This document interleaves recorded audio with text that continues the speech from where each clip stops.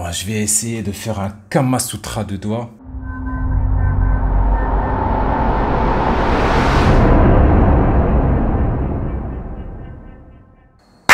Amis vapoteurs, bonjour! Aujourd'hui, review du Tokamak MTL RDA de chez Unicorns Vape Inc. en collaboration avec PSDBD, Poison Blood Workshop. Non, c'est Poison Blood Custom Workshop. Bon, Unicorns Vape Inc., vous connaissez déjà, c'est eux qui ont fait le Axial Pro. Le Axial, le premier en 23 mm en collab avec Massmad, c'est un de mes RDA dual coil préférés. PSDBD, moins connu, mais c'est eux qui étaient derrière le design du Pandemic avec Unicorns. Ils ont designé pas mal de choses. En fait, ils fabriquent, mais ils font beaucoup de design. Ils ont aussi designé avec Unicorn le Nevermore RTA.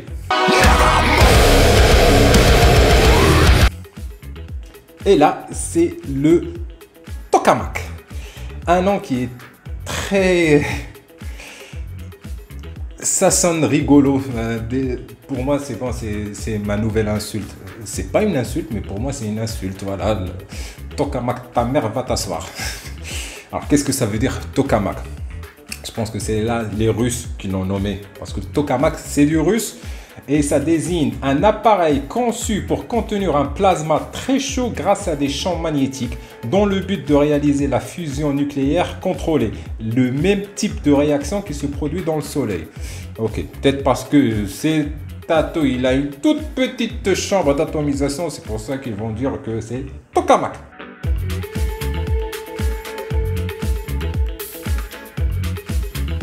Up close. Tokamak RDA de chez Unicorns Vape Inc. et PSDBD nous vient dans cette petite pochette brodée bleu en velours, très sympa. Donc on a l'atomiseur et on a un petit bac de spares. Il y a 4 vis, un seul joint, un deuxième drip chip plus court et une clé Allen. La moitié d'un drip chip parce que c'est un drip chip hybride. Donc il suffit de dévisser cette partie en Delrin et de visser celle qui est plus courte. Ça donne un truc comme ça. Un petit focus. Voilà. Perso, je l'ai préféré avec l'embout qui est plus long et plus fin.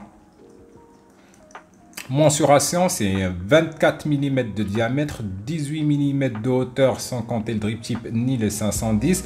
Le drip chip, comme j'ai dit, c'est un drip chip hybride 510. Voilà, et vous pouvez utiliser vos drip chips. La base SS du drip chip, elle est un peu conique. Je pense que c'est pour la condensation.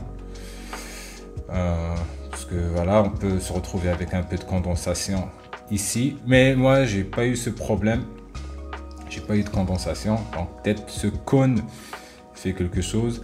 Il y a un petit crantage ici qui est sympa, qui est bien fait, qui n'est pas agressif, qui n'est pas tranchant. On sent que c'est texturé mais pas méchamment. Le top cap aussi, il est texturé, très bien texturé, c'est bien fait.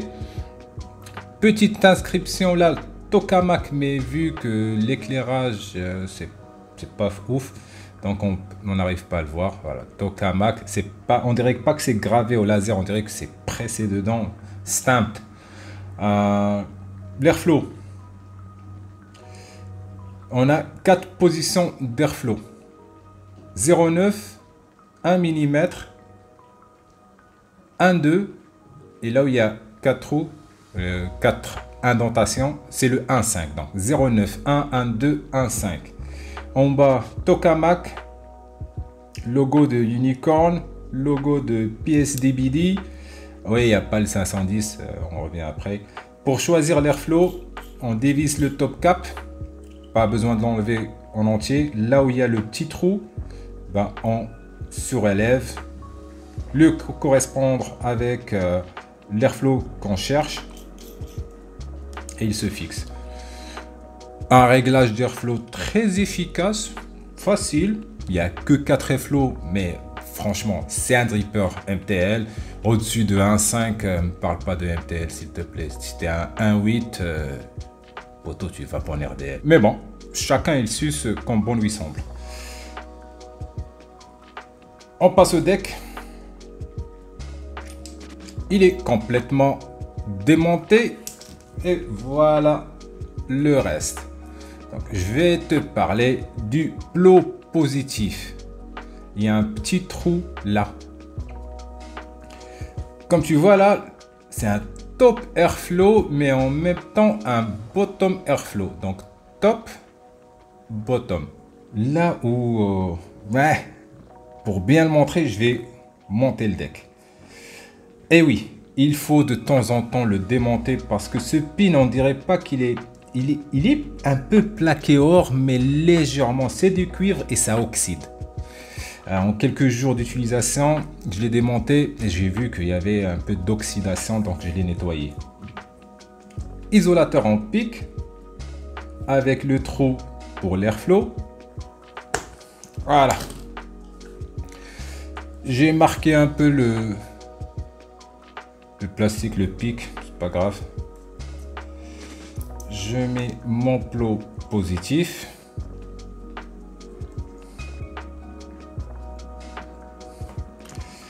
L'isolateur du 510, je suis pas arrivé à l'enlever et j'ai commencé à le mâchouiller avec le tournevis, donc j'ai arrêté.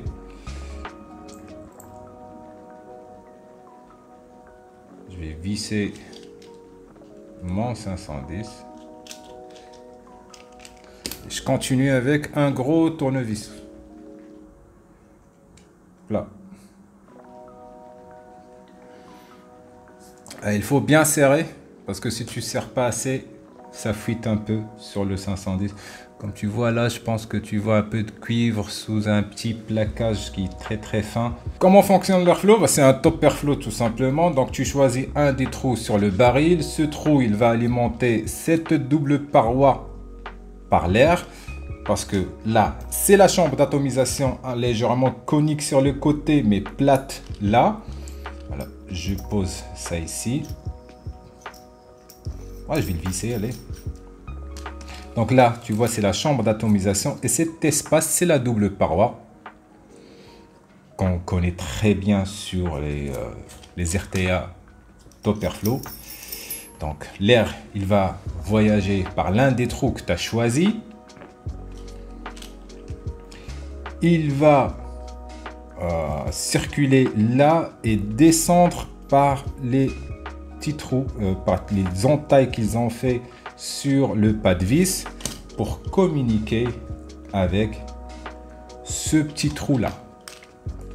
Donc top et après bottom parce que ce petit trou là communique là en bas sous le coil. Donc l'air il arrive par en haut, descend par la double paroi et remonte sous le coil. C'est une recette pour avoir un airflow extrêmement turbulent. On est bien d'accord. On ne peut pas avoir un bon airflow quand c'est aussi torturé. Garde en tête que c'est bien bombé là. On va parler de l'airflow en outro. Alors, je mets ma petite bague sur l'airflow que j'aime bien, le 1. Donc, ici.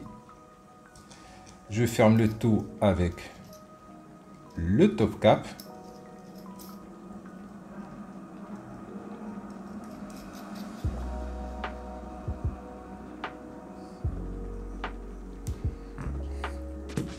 Et on va monter ça. 4 postes. Un deck très classique. On dirait un GT4. Voilà, 4 postes. Ton coil, il est horaire, anti-horaire. Tu t'en fous. Tu as 4 postes. Je vais le monter avec un micro coil que j'ai fait avec du Nicrom NI80 032 sur un 2.5. Là, l'espace qu'il y a pour capturer le fil, il n'y a pas de lèvre pour coincer le fil et c'est très large. Tu peux mettre un nano-alien dedans, il n'y a pas de souci, il y a beaucoup d'espace. Mais pour du fil simple, je te conseille de bien aligner la patte du micro-coil parce qu'elle est toute fine en dessous de la vis directement. Parce que si le fil il entre là, rien ne va être capturé. Ça ne va rien capturer. Il doit être là, directement sous la vis. Bon, je vais essayer de faire un Kama Sutra de doigts, juste pour te montrer comment je vais capturer ça. Mais je pense pas que je vais le faire. Tu vois là, c'est là où je vais visser. Est-ce que je vais réussir à visser ça? Bon, t'as compris, je vais visser ça normalement. Vu que c'est un hybrid safe, tu peux l'utiliser sur un mecha. Une fois que tu l'as monté avec un micro-coil, n'utilise même pas de pince coupante. Tu dois être sûr que le coil il est bien fixé.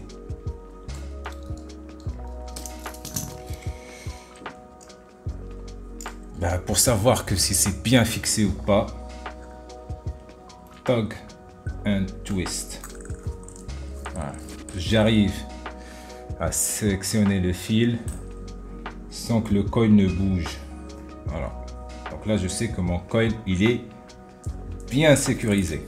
Il n'y a aucune fente là pour faire descendre le coil. Voilà. Le coil il reste assez haut et il a un hit monstrueux. Donc qu'est-ce que je fais comme sur le GT4? Je le descends d'un côté comme ça, voilà, par le biais, hop, et je refais le même truc de l'autre côté. Avec un peu de finesse, on peut descendre le coil en dessous de cette barrière,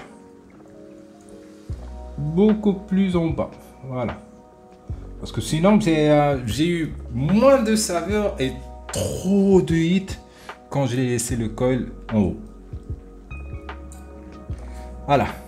Le coil, il est bien positionné. Hein?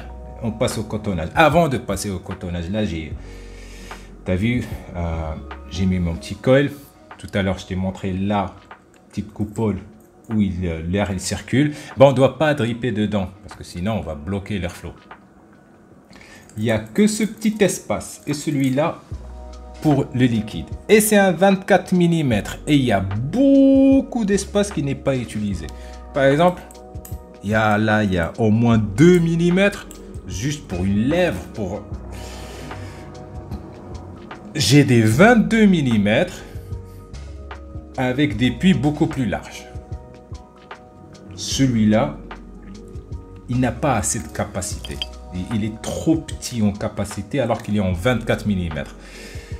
Si c'était un 22, j'aurais fermé ma gueule. Mais c'est un 24 mm, donc tu as assez d'espace pour augmenter la capacité de liquide. Je rôde ça et on passe au cotonnage.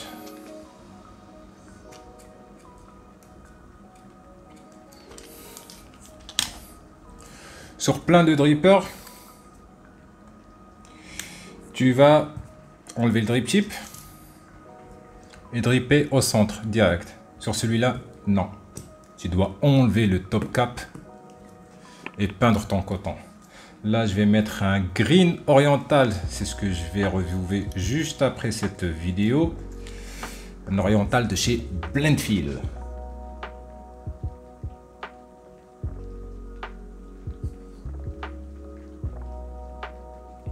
J'en mets un peu sur ce joint qui est en train de crever.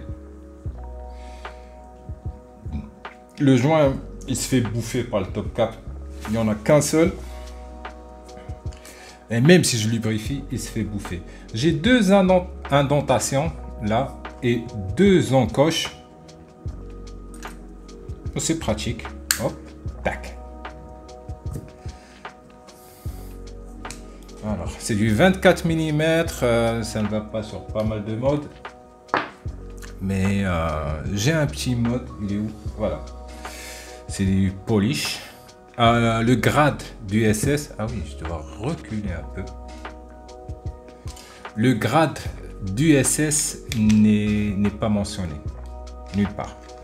Je sais pas quel SS. Alors, ça me donne 091. Voilà, voilà. Ça va suffire.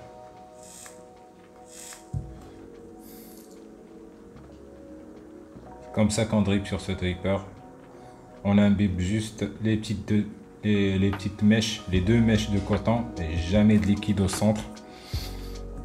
Et on essaie aussi de pousser le coton vers l'extérieur comme sur un RTA. En fait, tu le wicks comme il faut le wicker comme un RTA parce que là on a l'airflow qui vient du centre. Alors hop, les encoches et voilà. Ça fait un joli petit setup là. La Foxy One chez Hog Vape. Hog Vape, c'est ça? Ouais, Foxy One. Outro. Le Tokamak. Top Airflow et après Bottom Airflow. On dirait que c'est un atto qui doit être très turbulent, très bruyant.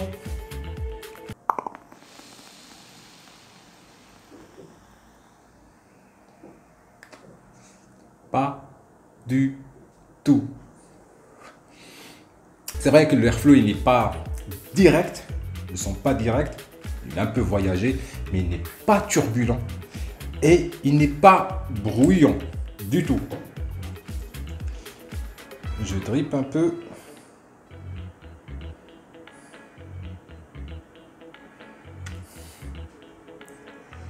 Ouais, c'est bon, c'est plein.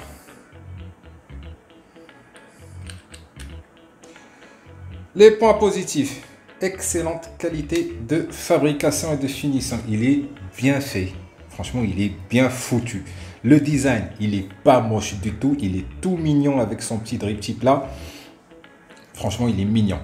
Point positif. Réglage d'airflow très facile. Dévisse le top cap un peu. Tourne la petite bague. Un petit point négatif peut-être pour... c'est un fingerprint magnet. C'est du polish, donc ça se salit, c'est pas grave. Hop.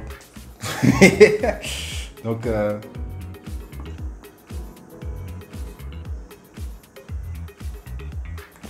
autre point positif, à part l'airflow, pas les saveurs. La vape elle est chaude, c'est normal, c'est un dripper, c'est une excellente saveur. Donc pour moi, cet atto, c'est pas pour vaper des gourmands en MTL, les gourmands je les vape en DL.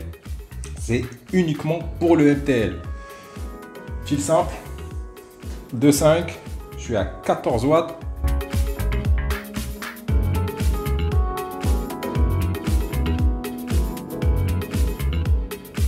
Ça va trop bien.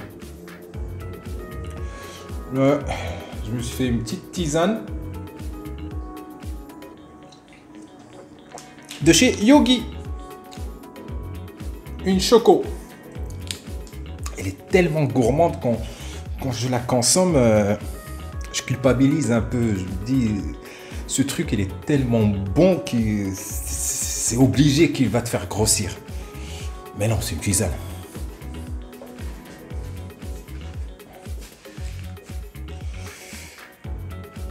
Il a beaucoup de points positifs, mais le majeur point négatif, c'est qu'ils n'ont pas exploité l'atomiseur. Il est en 24 mm, il n'est pas petit. Ces atos, normalement, c'est du 22 mm. Mais malgré qu'ils soient en 24, les Juicewell, les puits, ils sont tout petits. Et en plus, on ne peut pas exploiter sous le coil parce que c'est un bottom airflow. Donc, on n'a que les deux petits puits. C'est pas assez. Là, je l'ai imbibé au max. On va compter combien de taf.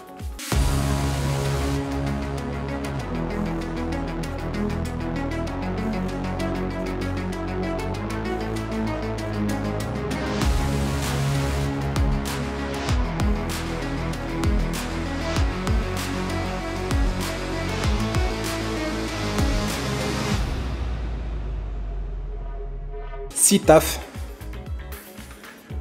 C'est bon, le coton commence à sécher. Je m'arrête à 6 taf.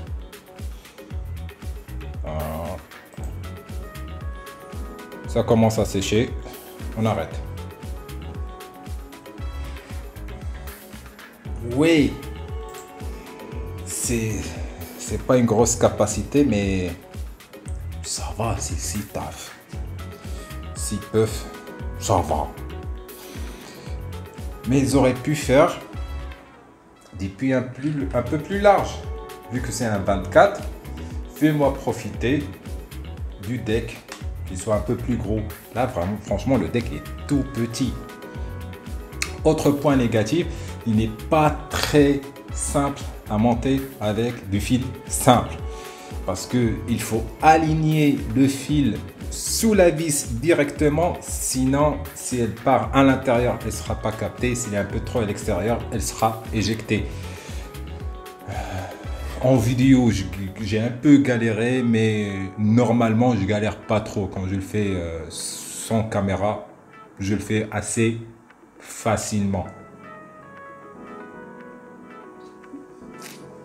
Mais avec des coils complexes, un peu plus plats, un peu plus larges, ça va se monter aussi facilement qu'un GT4.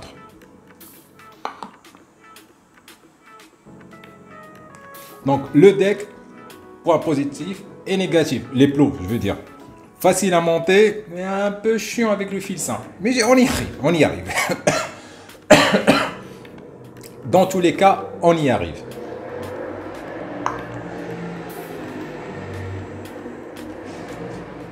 Pin positif, le plot positif, protubérant, tu peux l'utiliser sur un méca, faire un joli petit setup en hybride, il n'y a pas de souci. Sauf que il n'y a pas de pin BF dans le packaging. J'ai entendu dire qu'ils allaient sortir un kit BF, je ne l'ai pas vu. Je n'ai pas vu le kit BF, peut-être qu'il existe. S'il existe, je vais encore rechercher et le mettre ici. Mais sinon, il n'y a pas de pin BF sur ce genre d'atto. Vu qu'il n'y a pas beaucoup de capacité, au lieu de dripper, et pour dripper, il faut enlever le top cap à chaque fois. Et le joint, il morfle. Donc, ou alors dévisser, bon, je ne vais pas dévisser le top cap non plus. Ouais, le pin BF, ça aurait pu être bien. Le plot positif qui est protubérant, c'est bien. Vous aurez pu le faire en SS parce que là, il est en cuivre et un petit plaquage très fin et ça oxyde. Donc, ton atto, tu dois le démonter régulièrement, sinon le pin BF va trop oxyder. Ça, une petite pellicule noire qui se forme dessus, il faut nettoyer régulièrement. Beaucoup plus que sur d'autres attos. Le drip type d'origine, il est hyper confortable. J'ai même pas eu besoin de le changer. En gros, je kiffe cet atto. Je le kiffe. Pour le besoin de faire des reviews, de goûter les liquides, je vais beaucoup l'utiliser. Vous allez me voir l'utiliser énormément sur les reviews pour les nets parce que c'est plus simple qu'un RTA. Voilà. Et les saveurs, elles sont excellentes. L'airflow, il est très smooth, un peu spongieux. Il n'est pas direct, mais pas de turbulence, pas de sifflement.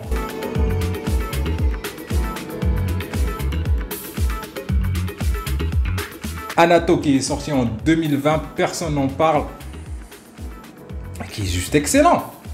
Voilà, il est excellent cet atto. Si tu arrives à le trouver, sauf que voilà, c'est Sitaf de Nanko, hein, sans langue.